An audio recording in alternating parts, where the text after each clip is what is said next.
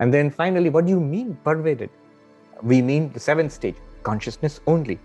The physical world remaining as such. The radical claim is made is this is not a second apart from consciousness. No two, Advaita, non-dual. Advaita literally means non-dual, appearing to be two, but not two. Okay, so if that is true, then this awareness that pervades everything but is not what it pervades, it's just the awareness itself. Yes. It's ever present, right? So it should be present in every single state of mind that we're in. Yes. Including deep sleep. Including deep sleep. So yeah. Yes. Go ahead. So basically, my question is, for the mainstream neuroscientific view, shared by 99.9% of my colleagues, there is no consciousness during deep sleep. Yeah. So, for instance, Giulio Tononi, the creator of integrated information theory, says, everybody knows what consciousness is. It is what vanishes every night when we fall into a dreamless sleep and reappears when we wake up or when we dream. So for Vedanta, this would be like, no. There is actual there is actual consciousness during sleep. But if consciousness is completely absent in deep sleep, then how does the continuity of consciousness hold together across the gaps between being asleep and being awake? Yeah. And on the other hand, if some kind of consciousness is present during deep sleep, why do we seem to be unaware of being asleep and not to remember anything from deep sleep when we wake up? So what would be the answer there, according to Vedanta? Yes. So deep sleep seems to be an immediate objection to this continuity of consciousness. But what seems to be a powerful objection is also a powerful gateway into the understanding of what Advaita means by consciousness. You see, deep sleep is a perfect place to distinguish between mind and consciousness. It's not as easy as we might think to distinguish between mind and consciousness all the time, because we are using the mind. We think we have made a theoretical distinction between mind and consciousness, but we don't really have a feel for that. And deep sleep is what, instead of going into deep sleep, if you reflect back from our waking position into what happened in deep sleep. All right. Here I'm reminded of what you said, the modern position on consciousness and deep sleep. Reminded of a conference on consciousness we had at one of our centers in Calcutta more than a decade ago, where there was this professor of Sankhya, an American, Larson. He has passed away recently, a few years ago, Gerald Larson. And there was a professor of neuroscience from England, actually, who, so this discussion was going on, they were making no headway. And then finally, the Sankhya professor Larson asked the neuroscientist, so doctor, what would be the definition of consciousness? Would you say that there is consciousness in deep sleep? What would be your idea of consciousness in deep sleep? And the neuroscientist said, our idea is that it's an operational definition. In deep sleep, there is no consciousness. It is unconscious, a state of unconsciousness. And then Larson, he made this very nice observation. He said, well, according to Indian philosophy, at least Sankhya and Advaita Vedanta and others, in deep sleep, there is only consciousness. This is the two different poles where we are. Yeah, very extreme. Yes. So what's going on in deep sleep? Let's go stage by stage, a little deeper and more, detailed understanding. A good example is like light in deep space. So the space between Earth and the sun, it's flooded with light from the sun, but it looks black. It looks completely dark. It's only when a comet, goes across and you see this magnificent tail of the comet blazing into. The comet doesn't come with its own light. It's already light existing in the darkness of space, so-called darkness of space. When there is something for it to reflect off, you see it, then it becomes illumined. What happens in deep sleep? There are no objects for consciousness to, let's say, reflect off or illumine. So the experience is of blankness. Remember, we defined at the beginning of the conversation, we defined experience as consciousness plus object. If you have no object, you have consciousness and only absence of object. What consciousness does is it reveals the absence of objects. According to, say, neuroscience or modern philosophy of mind, deep sleep would be an absence of experience. According to Advaita, deep sleep would be an experience of absence. How would you decide one way or the other? Well, the Advaitin has many arguments for that. It says that, notice that our common experience after we come out of deep sleep, I slept well. I didn't know a single thing. It was so relaxing and refreshed. I did not know a single thing, but I can report that. Now, there's a lot of subtle discussion. There are opponents of Advaita, the ancient Naiyayikas who are realists and pluralists, who will say that there was no consciousness in deep sleep. And the self was there, but the self was not conscious. And therefore, how do you say that I was not aware of anything? Well, you infer it. There was dreaming and there was waking before that, and now I'm awake again. Yeah. In between, there seems to be a gap, and so I must have no consciousness at that time. Yeah. Sorry, because the obvious answer would be memory, right? When you wake up, you remember your life before you fell asleep. Right. But exactly, are we actually remembering what we experienced during sleep, or are we just inferring how we slept based on how we feel when we wake up, right? So, and this is where I think there are two positions. One is just, no, you're just remembering, or is it just an inference? Is it inference? Well, the Advaitin response, just look at your own experience. Every morning, do you get up from bed and carry out an exercise in logic and phenomenological logic that I'm inferring there, therefore I had deeps. No, you don't do that. You seem to experience it. I had these dreams. I had complete blankness, there seems to have been blankness. Now it's an experience. Is it a memory? Yes and no. It is not memory as such because the mind was not operational there. To have memory is a trace. So a trace would require an experience, and it would require an active instrument, the mind, which will acquire that trace, which you can call up later, which you call a memory. But deep sleep is defined as the complete inactivity of the mind. Now, there is a workaround to this, but it's clearly a workaround, a kind of trying to match the accounts after the event. What the Advaitin does is, it says that what actually happens to the mind in deep sleep? The mind becomes inactive. See, the three states of waking, dreaming, and deep sleep, broadly three different categories of experience we have in our day. Waking is defined as consciousness, always there. Mind is active, body and sensory systems are active, and they reveal an external world. The dream state is the body goes to sleep, the mind still remains active, and mind, because of its traces, it generates an internal virtual environment. Consciousness being always there reveals the mind's own environment, the internal ecosystem, the dream.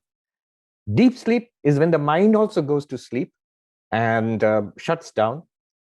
So here the unconsciousness is there. It reveals the blankness of the mind. But how is the trace retained?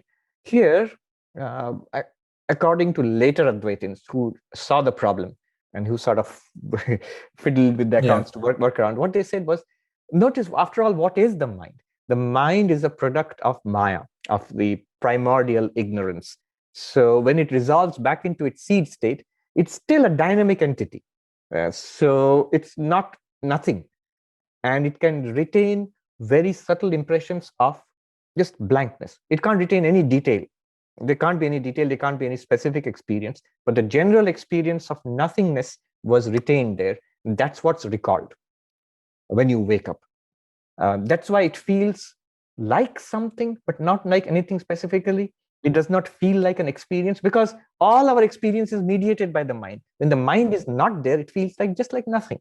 And that's what accounts for the deep sleep state. How would you say otherwise? How is it possible? Two arguments for that deep sleep as a distinct experience of absence. One, the ubiquity of deep sleep experience across human cultures. Everywhere you have a report of deep sleep. I slept like a log, English term. In Bengali, we have a term, we slept like mud. Now you have to imagine 105 Fahrenheit or like 45 degrees Celsius and 100% humidity in the afternoons and the Indian siesta. You would feel like mud when you got up.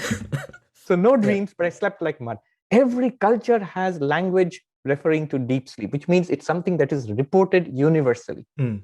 It's not an inference. It's not a philosophical speculation. It is reported. Second, how would you then talk about the neuroscience correlates. You have correlates for waking, and you have correlates for rapid eye movement sleep, and you have correlates for neural correlates for non-REM sleep.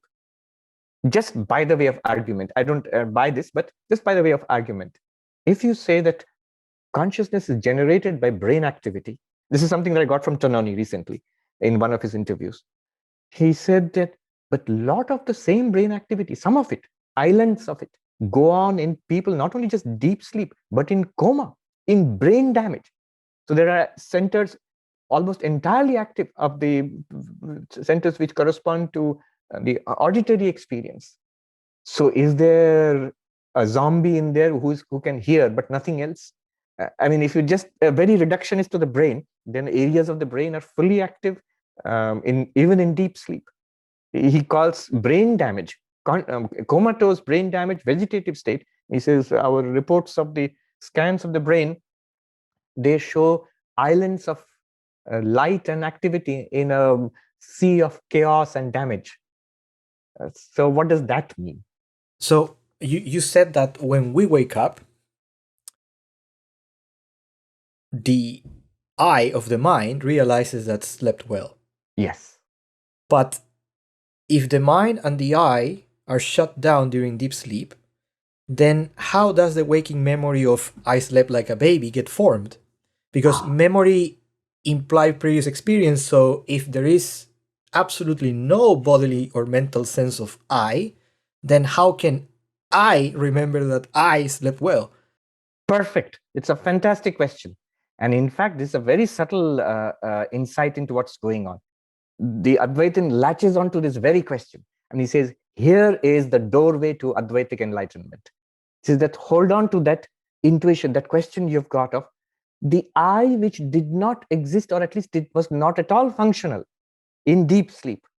How can it, upon waking up, when it wakes up, how can it claim truthfully, I slept or I experienced deep sleep?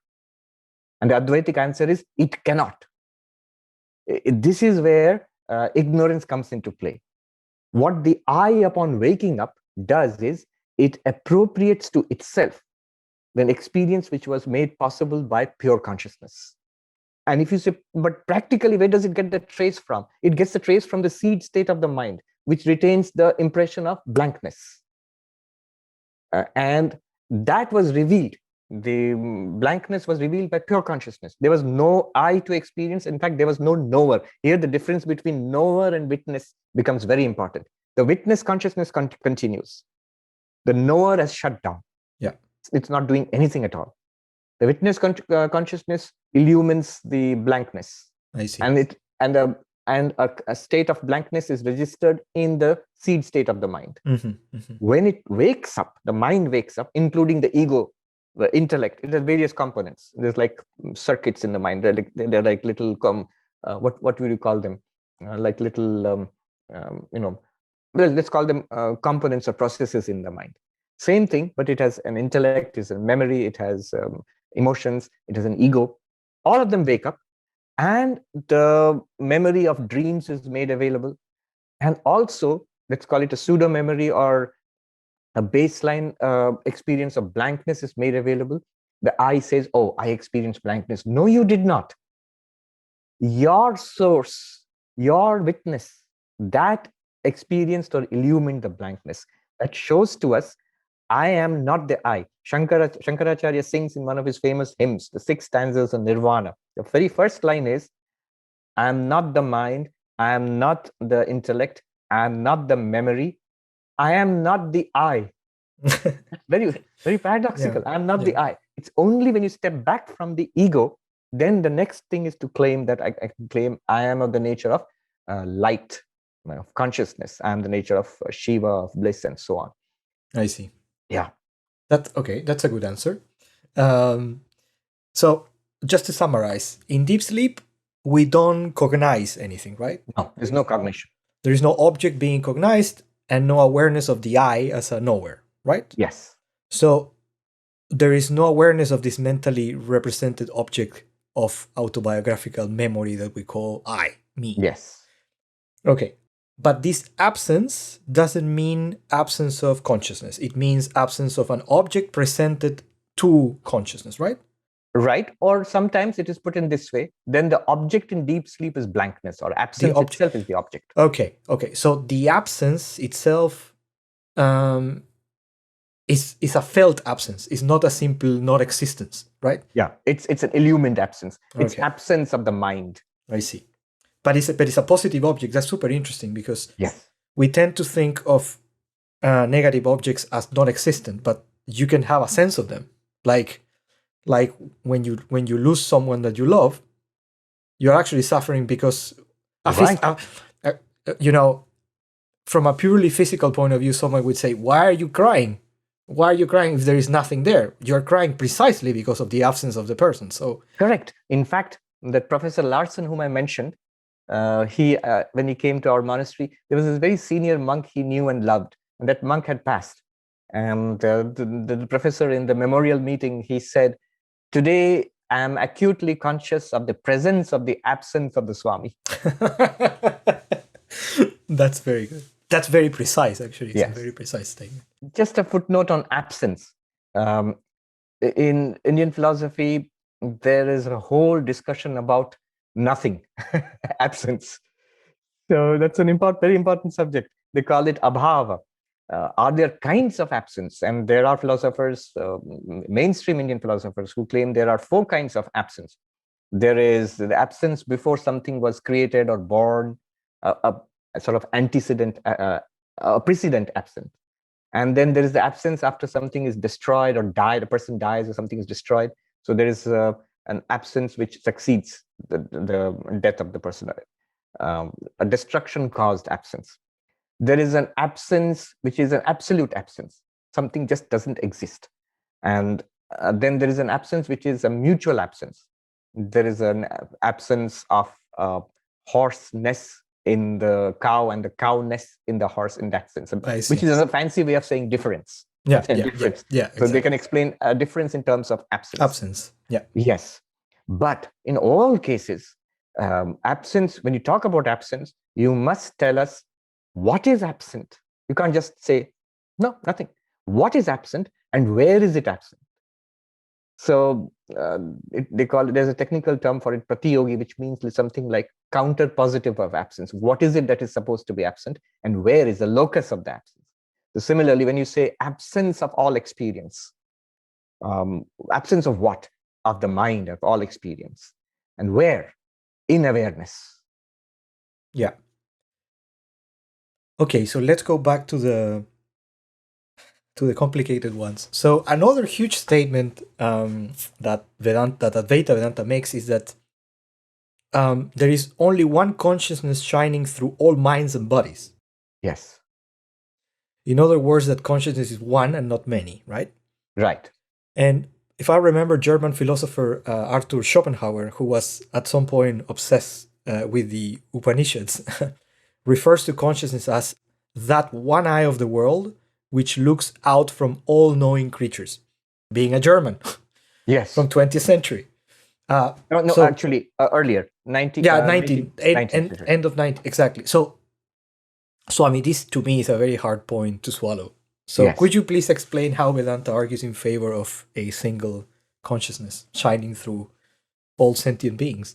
Yes, just like Schopenhauer's statement. Schopenhauer loved the Upanishads. He said that he read a Latin translation of a Persian translation of the Sanskrit originals. Well. Somebody said it only required the lynx-like intelligence of a Schopenhauer to make something out of that translation. But he said, I consider no study in the world as beneficial as the study of this Upanishad, the translation, except perhaps the originals. And he also said, the Upanishads have been the solace of my life and they'll be the solace of my death. Just like him, the philosopher, Indian philosopher and saint Aurobindo, he uses a beautiful phrase for consciousness, this one consciousness, which it's very awesome actually, which I love. He says, the world drowned in the white radiance of an immortal gaze. Wow. So an immortal gaze, that is consciousness. What's it like? It's like a white radiance. And he doesn't go so far as to say the world is nothing but consciousness, but he says, yes, you can have the experience of the world drowned in that consciousness. It's like a blazing light, which if you think too much about it, then it seems to be consciousness only. Yeah. All right. Now, why is it one consciousness? Advaita Vedanta, one way of understanding this is to see this against the opponents, those who say, no, no, no, many consciousnesses. The Sankhyan, for example, says many consciousnesses. So if you look at the debate between the Advaita and the Sankhya, then you immediately see why Advaita says one consciousness. Advaita turns this question around and asks the Sankhyan, why many consciousnesses? Why would you say there are many? The Sankhyan says, isn't it obvious? And the Advaitin would say, why is it obvious? It's obvious that there are many bodies. You can count them. There's 7 billion human beings and countless other billions of sentient beings. I can also say that there are millions of billions of minds here, because if you take an opinion poll, that's what it does. It finds the differences in opinions and ideas. But if you abstract, as you, the Sankhyan, do, and I, the Advaitin, do, if we take consciousness in itself, apart from body and mind, what would distinguish consciousness from one consciousness from another consciousness? Why would you say many consciousnesses? The Sankhyan arguments, I'll quickly put them out and we can see the Advaitin easily refutes them. The Sankhyan says, well, no, you see, if there is one consciousness, that leads to all sorts of problems. So, for example, if one person goes to sleep, everybody would fall asleep. Advaitin says, no, no, no. Waking and sleeping are because of the mind. The mind wakes, sleeps, dreams, and sleeps. The mind can be in different states. Somebody is high, like here on weed out there. Somebody is meditating. Somebody is doing scientific research. Somebody is watching TV. And the minds are in different states. Somebody is sleeping. So minds can be in different states. That doesn't distinguish consciousness from. Oh, well, if one person dies, then everybody would die. The consciousness would go on. But that's the body. Don't you, the Sankhyan, yourself say that consciousness is not the body? The body is born, the body ages, and the body dies. And consciousness experiences that. Well, enlightenment, for example, if one person is enlightened, everybody would be enlightened then. No, ignorance and enlightenment are in the mind, in the intellect. It's in the mind that you have a knowing or a not knowing. So in this way, the Advaitin sets aside all possible arguments of the Sankhyan, even subtle ones like, what about freedom and bondage? This whole project that we are all commonly engaged in, all systems of thought in Indian philosophy are more or less, we are trying to attain freedom from suffering. We are in this bondage. So if one consciousness becomes free, everyone would be free. Then again, the Advaitin says, but again, it's not consciousness which is in bondage. From an Advaitic perspective, consciousness is ever liberated.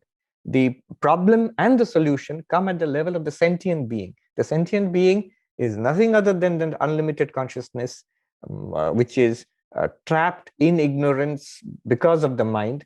And the solution comes at the level of the mind, where you realize its own ever free, unlimited nature. So this is how the Advaitin sets aside all arguments for separate consciousnesses. Yeah. Now there may be other arguments. For example, a typical argument is that if consciousness is one, then why is it that I look into only one mind? I mean, if I'm one consciousness, I should be aware of all minds and all the contents of all minds and experience of all sentient beings. That would be terrible, by the way. That would be terrible. But or not. See, I'll tell you why it might not be. But first of all, the Advaitin says, again, you are mixing up mind and consciousness. See, here the witness and the knower, the distinction becomes very important. When you say, I see and hear and smell and taste and touch, I think, remember, I hurt, I'm enjoying, I understand, I forget. All of these are experiences, and these are particular to a particular mind. Each mind has this kind of an experience, but unconsciousness reveals it.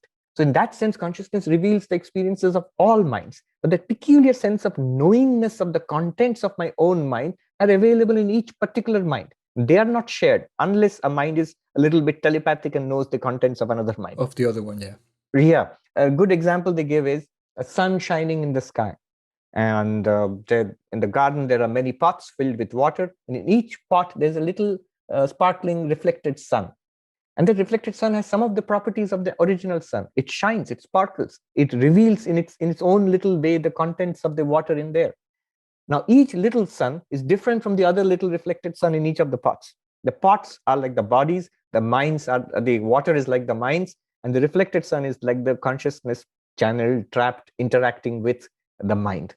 Notice here, the reflected light shares something with the original sun, but something also with the water in which it is reflected.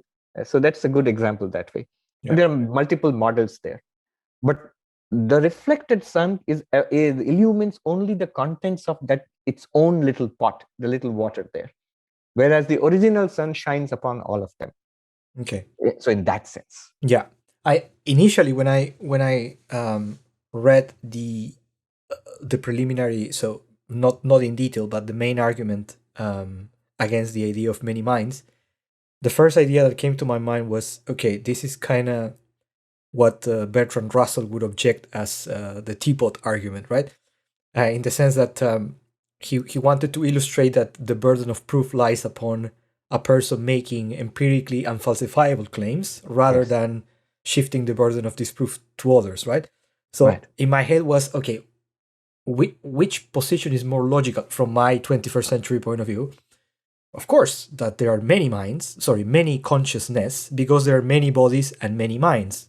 Yeah. So why is Vedanta asking them to disprove the single consciousness one, if that seems to be the less falsifiable Right. statement? What Vedanta would say that it is an intuitive feeling that there are many consciousnesses, and it's only intuitive because of the insufficient separation between mind and consciousness. Notice when we easily slip into many minds and many consciousnesses. Many minds perfectly all right, and it's an experience that there are many minds. It's easily understandable. As I mean, you might run into the question of other minds, but suppose you say that other creatures have minds. So clearly there seems to be many minds. But apart from body and mind, the real problem is there consciousness apart from body and mind? What would it be like?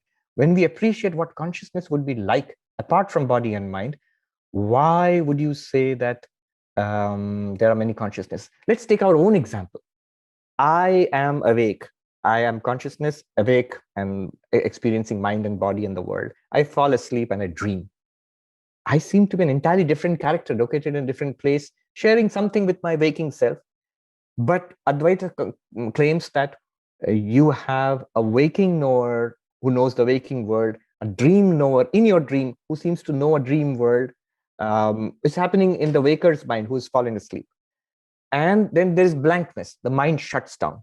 Neither waking world nor dreams, but consciousness continues one and the same everywhere. And that's the fourth one, right? That's the fourth. Turiam. And that's not really the fourth. According to Advaita, it seems to be the fourth in relation to the first three. Yeah. But when you realize the first three are appearances in that consciousness, then there is only one. It's the one, like the gold and the ornaments example. Yeah. Right. So there is that one. When you see that, then you can see that that consciousness in itself is not affected or infected, let us say, by the individual peculiarities of the mind. Yes. In that case, could it not be, like Aurobindo says, the white radiance of an immortal gaze shining through every body mind? A very nice example they give in ancient philosophy is a big pot in which you have put a lamp, and the pot has these little holes. In the dark room, you will find many rays of light shining out through the little beams, tiny beams, thin beams of light shining out through the pot. They seem to be different lights, but inside it's one source. Yeah. Channeled through multiple minds, multiple sensory systems, and multiple bodies. Yeah. You know, a lot of the philosophical, in principle, the problem arises, as you said at the very beginning, with dualism. Yes. I just remembered what Alan Watts, he was, as somebody put it, part philosopher, part pirate, who operated in the Bay Area in San Francisco in the 60s, I think, 50s and 60s. So Zen and Advaita and so many things. But he makes he had a way with words, and he made a very beautiful observation. He said, the problem with a lot of religion and philosophy is this dualism. When you say there's this clay pot, but there's a spot, but its reality is clay, and this clay is something wonderful. And if you generate a kind of idea that there is something called clay other than the clay pot, he called it the crackpot theory. The crackpot theory. That's and great. That's where most religions, most dualistic philosophies, they are pretty full of wisdom. They're pretty good, but they don't seem particularly logical. They run up against this problem of positing a wonderful reality. Yes. It's immortal, all-powerful, magnificent, but there's simply no way of proving it. And then you'd be laughed out of this conversation by, say, Christopher Hitchens, bless his soul, or by Richard Dawkins or Daniel Dennett. Whereas, I just remembered reading that from Alan Watts. Shankara, 1400 years ago, in one of his texts, he said, start with the pot. Exactly this. He says, start with the pot. And, it is created, it's subject to being cracked and destroyed and all of that. But then you're told about this magnificent reality called clay, which is common to all pots and which is there before the pot, during the pot, and after the pot, which is immortal with respect to the pot. And then you say, where is this clay? So look at the pot itself. When you examine the pot, you find the bottom is clay, the top is clay, the sides are clay, inside, outside, it's all clay. And then you realize it's true and true clay only. The clay is the only reality. The pot is a name, a label, a particular function, a particular form. Yeah. But neither the form, nor the label, nor the function, they can exist independently of the clay. So in some sense, they are the potentialities of the clay itself. And then you realize there is no reality there apart from the clay. The pot is an appearance in the clay. You're still holding on to the clay pot, but now you started with a pot, you ended up with clay. Yeah. So, and it's the same reality. Exactly, and this is the analogy that I've heard about waves and water as well, right? That you can have different types of waves, different shapes of waves, different even waves that contain mud, even waves that are cleaner, but the underlying reality of all waves is water. And no waves also. Water can be no waves. Yeah. Without waves also there can be water. Exactly. Great. I have two more topics. They're a bit complicated, but let's see how it goes. So one of them is, yes, if I want to sleep well tonight, I need to have a proper insight about this question, Swami. And it's the relationship between the void school of Buddhism and the Advaita Vedanta one. So I know that this is a complicated topic, but why am I saying this? Because when I hear you, I have the impression that we are discussing about a something that is not a something, which is this pure awareness.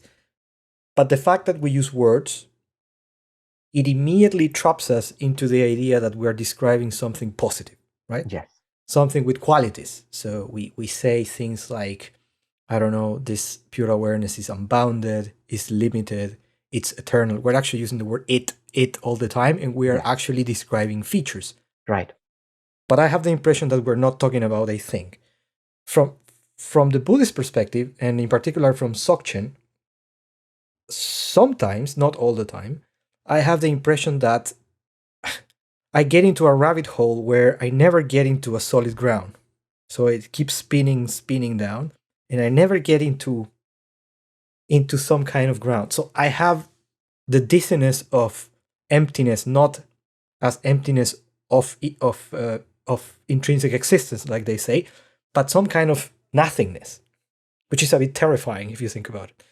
But when I hear, for instance, a friend who I had in the channel a few months back, who is a Buddhist, I have the impression that, and when I hear you, I have the impression that you're talking about the same thing.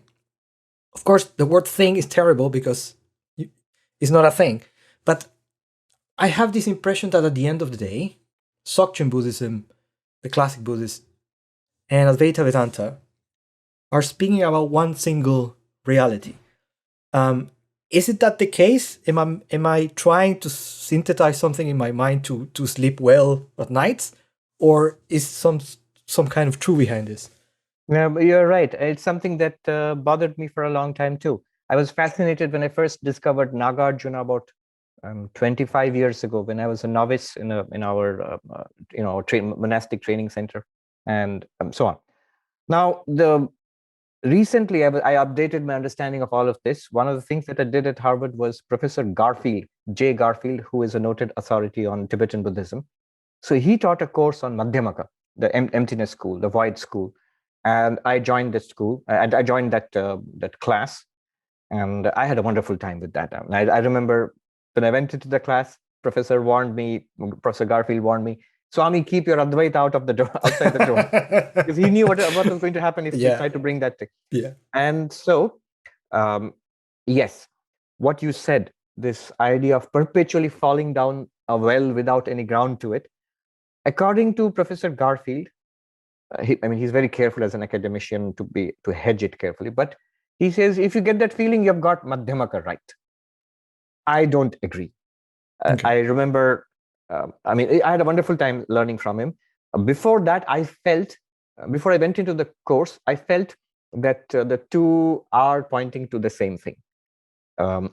And my feeling was this, that I'll just tell you the two stages of my understanding on this question. The first stage was before I went into that course, I felt both are pointing to the same thing, but they're coming at it from different sides of the mountain, same mountaintop, different sides of the mountain. And they are very good correctives to each other.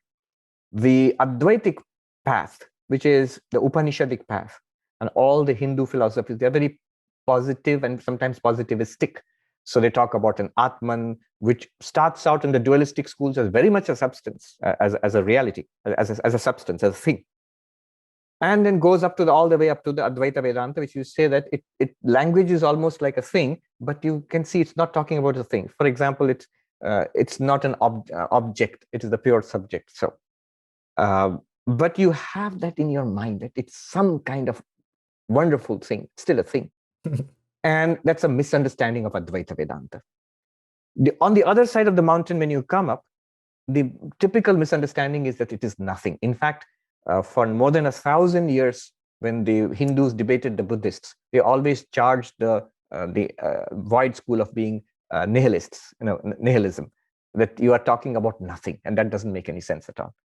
And it's unfair, because Nagarjuna and his followers have again and again said, it is unfair to call us nihilists, because we're not talking about that. If you ask, does it exist? We say no. So it does not exist? We say no. So it both exists and does not exist? We say no. So it neither exists nor does not exist? We say no. Chatushkoti vinirmuktam tattvam, the tetralemma, it's something that transcends the tetralemma. So, but yeah, but you are infected with the feeling that it's nothing. Yeah, exactly. Yeah. Now, when you put them together, the Advaitic, you come up with the feeling it is something, somehow a magnificent thing, but thing. And it is nothing, a very sophisticated nothing, but still nothing. When you put them together, the way I would put it always was that it is no thing. Yeah. It's not a thing, but it's not nothing either. In fact, so is it some kind of very subtle abstraction? No, it is the reality itself. Compared to that, everything else is an abstraction. Everything else is a construct. It is the very heart of reality. It is what we are. All right. So that was my understanding before I went into a more intense course of studies. When I did that, all that happened was that I just refined that understanding. I understood how different that these two paths are. Even the paths don't seem very different. When you look at the text, the paths also seem very similar, but they're actually quite different in their ontological commitments. This is a very positive approach to that thing beyond positive existences, from existence to existence itself, to be Heideggerian. But this one is a more a significantly negative approach, an apophatic approach to something which is certainly not non-existence. So yes, the Madhyamaka approach is to make you feel, if you really seriously grasp that bottomless falling into a pit, flailing and falling into a bottomless pit, it's meant to make you do that. As long as you have the slightest construct, a thought, you have to see that it can't be the reality. Okay. I remember just outside Harvard University meeting this Buddhist Lama. He's the chaplain of Tibetan Buddhism at Harvard. Lama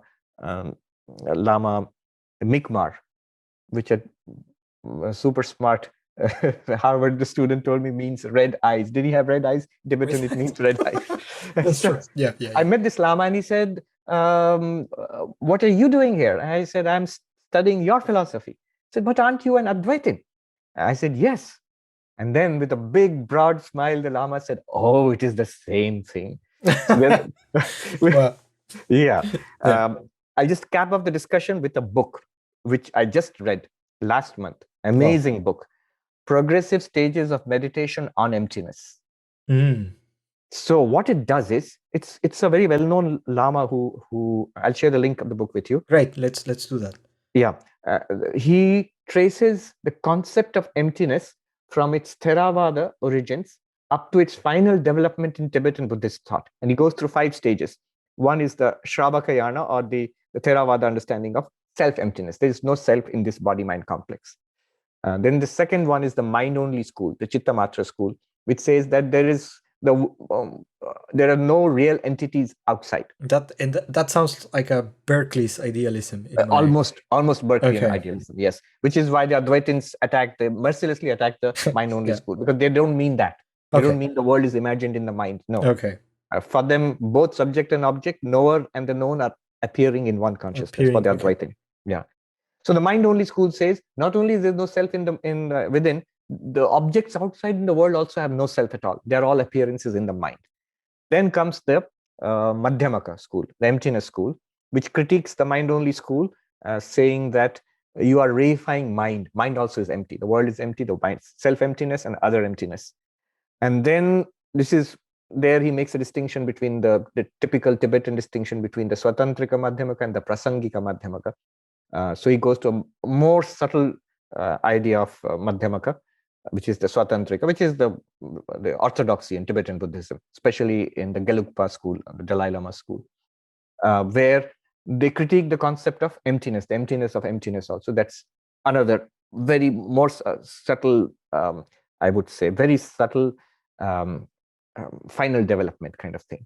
And then the fifth and last understanding, he says, is the Shentong school, which was sort of suppressed or crushed. If you read that, it's literally Advaita Vedanta. It's what we have been talking about till now. But the approach was from a different perspective altogether, non-positivistic perspective. So yeah. So, okay, that's reassuring. So I'm not crazy trying to synthesize things that are completely unrelated to each other. Even from a neuroscience perspective, completely Western, without any commitment to Advaita or Dzogchen ontology, say someone like Sam Harris.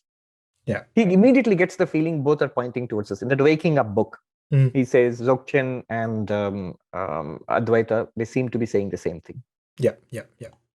And when we speak about emptiness, where we need to clarify, I think that emptiness is not just a thing in itself, but it's always emptiness of something, right? Yeah. And I think what I try to refer is this emptiness of intrinsic existence, which is exactly what we're talking here, right? Yeah.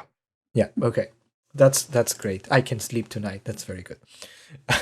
And so one last point that I want to make here, Swami, is that from an Advaitic perspective, if I understood correctly, the highest achievement is the realization that I am that pure awareness, right?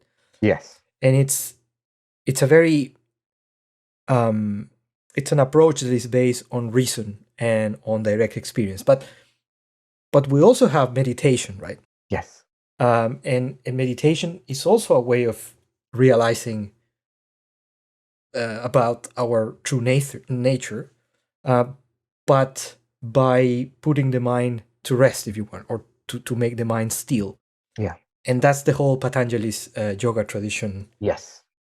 So what is the role of meditation in the big picture of Vedanta? Right.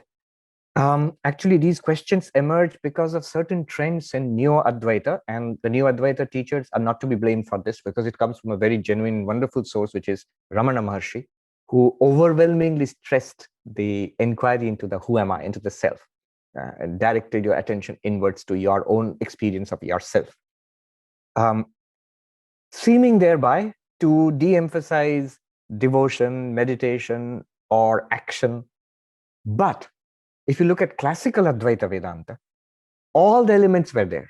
The path of inquiry was privileged above everything else because only that can give you knowledge, and the path of inquiry can give you knowledge, and that will liberate you. Knowledge will set you free. But before that, they would always prescribe a course of intensive meditation and your own devotional religion, whatever it is. They're very broad that way. Whatever your tradition is, in those days within Hinduism, you're worshipping Shiva, very good. You're worshipping Vishnu, very good. But worshipping the mother goddess, very good.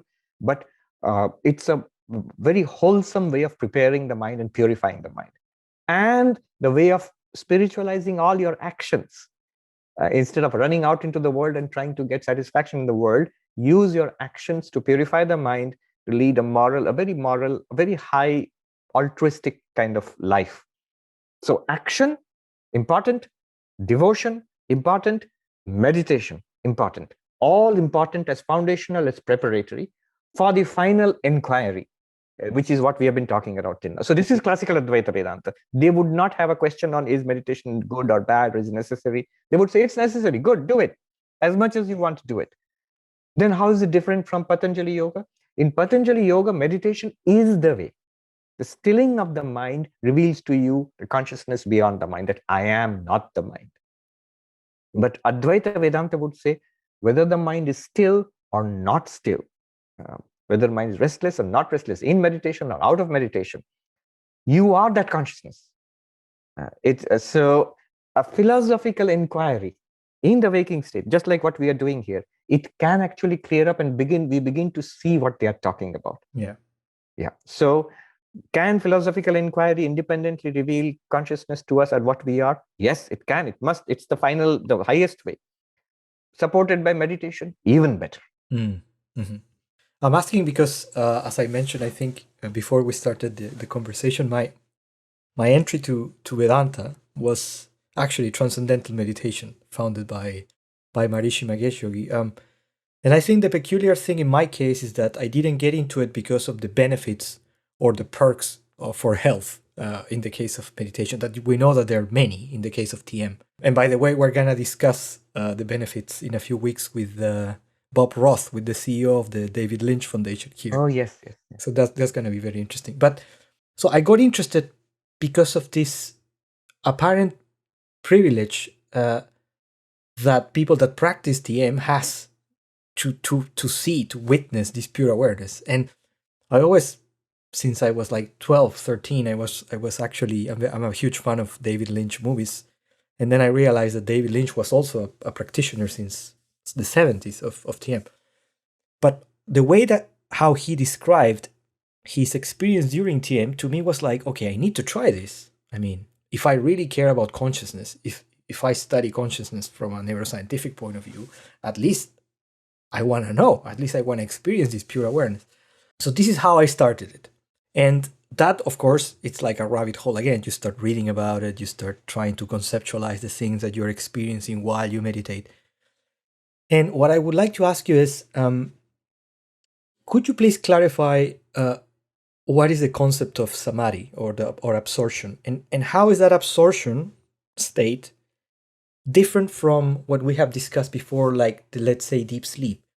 Because I always have this confusion because the blankness of the mind in terms of knowing nothing, and this kind of state of self-absorption that it seems to be that, but not really. So could you please clarify what samadhi is? Yes. And how is that different from a state of blankness in deep sleep? Yes. Very directly. In deep sleep, the mind has gone to sleep. It's not working. Mm-hmm. In samadhi, the mind is not breaking out into waves, but it's very much awake. So the way they would distinguish is deep sleep, there's a prevalence of the quality called tamas, which is the Sanskrit word for inertia, for dullness, sleep, indolence. In samadhi, there's an enormous preponderance of the quality called sattva, which is luminosity, lightness, altruism, ethics, purity. All of these, there's a general umbrella term called sattva in the mind. So what you do in meditation is not fall asleep, quite the reverse actually. Yeah. You are awake, entirely awake. In fact, you're the most awake when you're in samadhi. and the mind is most focused. Just think about highly focused minds, minds in flow, for example, these are highly focused, and when they drop the object of focus without going into sleep, that will give you a feel of what it might be to be in samadhi. Yeah. They talk about a flame which is in a windless place, the classic example given for samadhi or deep meditation.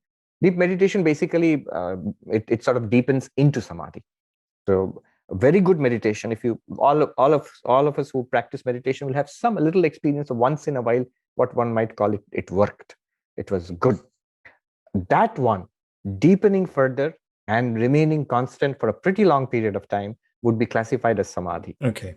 So yes, so it's a state of utter wakefulness, Yeah, and yet no activity at all. yeah. So in my own experience, and this is something that I don't discuss too much with people, because if you haven't practiced, you have no idea what you're talking about. But the kind of experiences that I had, I've been practicing for 2 years, twice a day, every day, is that, the system is basically the repetition of a specific mantra. But there is a point in the repetition that the word that you're repeating, actually, you stop mind wandering, so you stop thinking about other stuff, you focus into this single word that goes over and over again. But there is a moment where the repetition itself disappears, and there is no afterthoughts coming in. There is like a space there. And what I have experienced is that in that space between the mantra disappearance and no extra thought, there is literally light coming in. No, so I'm with my eyes closed and I see light. And the sense of light, or the expansion, it feels extremely peaceful. So peaceful. I literally felt that the boundaries that are clear and sharp in my, let's say, hands when I'm touching them, they disappear. So I have this sense of dissolution of the sensory boundaries, this sense of light expansion, and that can last 20 seconds, 25 seconds, 30 seconds at much. And then it dissipates. And it comes into this kind of waves. But in that state, of course, I kind of cannot be aware of the state while I'm doing it. But after that episode ends, then I ask myself, what was that? Right. And I always have this question of, there is this increasing luminosity, pure sense of bliss, dissolution of boundaries. And I'm absolutely certain that I'm fully awake. Yes. But there are no kind of contents anymore, except for this qualitative feeling of bliss. So yes, what would be that classified as? that would be a kind of so I don't know, I mean, it's only an expert yogi who can say what level of samadhi that would be, but that would be at least very deep meditation or samadhi itself, a kind of samadhi. The mind is still there, but mind is very clear, very lucid. That's what you experience as full of light. A Kashmiri Shaiva would say that at that point, drop that. Now, what would happen there? It becomes indescribable then. Yes. But the Swami Vivekananda defined that state like this. He said that imagine a lake, and the lake, the water is very clear, and there are no ripples or waves. Then you can see through to the bottom of the lake. So that is chitta vritti nirodha, the stillness of the modifications of the mind. Mind is awake, not gone to sleep, but the modifications are still just for a few seconds. And if you can prolong that, that's the experience you will get. But the experience of the luminosity and the vastness and the peace, that's still the water. That's now the water irradiated with the luminosity beyond, but the luminosity itself will have no objective field to it. It's you. I see. Huh. Okay. Now, what happens next is, again, the mind flickers a little bit and you're back. So Patanjali says, vritti sarupyam itaratra, that the moment the modifications of the mind start boiling up, the luminosity becomes identified with that, and that's our day-to-day activity. This is where Advaita Vedanta has an objection. It says that the luminosity is constant. It's there at all times. It is what makes everything possible. All our experiences of seeing, these are not disturbances. Is that same luminosity The classic difference between the yogic and Advaitic approach would be this. The yogic approach is go into Samadhi, see what you are, and know that's what you are. And you always are that, even when the mind is active. And that sets you free. The Advaitin says, in Ten Upanishad, it is said, when in every experience, you know that. Pratibodha viditam matam. One becomes the sentient being is immortal when in every experience. What experience? Of seeing and hearing and smelling and tasting and touching and loving and hating and even whatever you're doing, that unlimited boundlessness is very clear to that person. Then that person is immortal. That person has realized the Atman. So here is, but it's a bit of a quibble, I would say. I mean, all these were sort of crystallized into different schools of thought over centuries, and they love fighting among each other. I remember meeting this monk who was a meditator, Patanjali yogi, and I was, of course, I am a fan of Advaita Vedanta. So after listening to his attempts to attain Samadhi, I told him, well, what about Advaita? Do you like Advaita? Have you read Advaita? And his answer was a classic yogic answer. He said, yes, they talk a lot. They have no experience. Yeah, but so that's what I think these kind of conversations are so rich, because I had that experience kind of, I'm not making this up. I have this experience systematically almost every day. Yes. But if you don't conceptualize it, I'm not saying that I'm trying to explain it, because the map is not the territory, you know that. Right. But at least try to have a more, especially for a scientific mind, to have some kind of understanding. It helps you so much, because it enriches so much the experience itself with knowledge. So I think that the two sides are absolutely needed. Two sides are needed. There is a very ancient saying, which is quoted in one of the books on the Patanjali Yoga Sutra, which talks about the importance of the philosophical approach and the meditative approach. The ancient saying, which is older than the Yoga Sutras, it goes like this: Sankhya samam jnanam nasti, yoga samam balam nasti, which says there is no knowledge like Sankhya and no power like yoga. And Sankhya is, of course, that philosophy which discovered the possibility of pure consciousness, in which long before Advaita. And yoga is the technology of meditation. So there's no power like yoga. There is no understanding like Sankhya. Beautiful. Do both together, yes. Beautiful. So on this high note, yes, we're gonna end up our conversation. So thank you very, very much, Swami, for your time, for your patience, and for my annoying questions. No, this is wonderful. I enjoy this so much. Thank you very much. Thank you.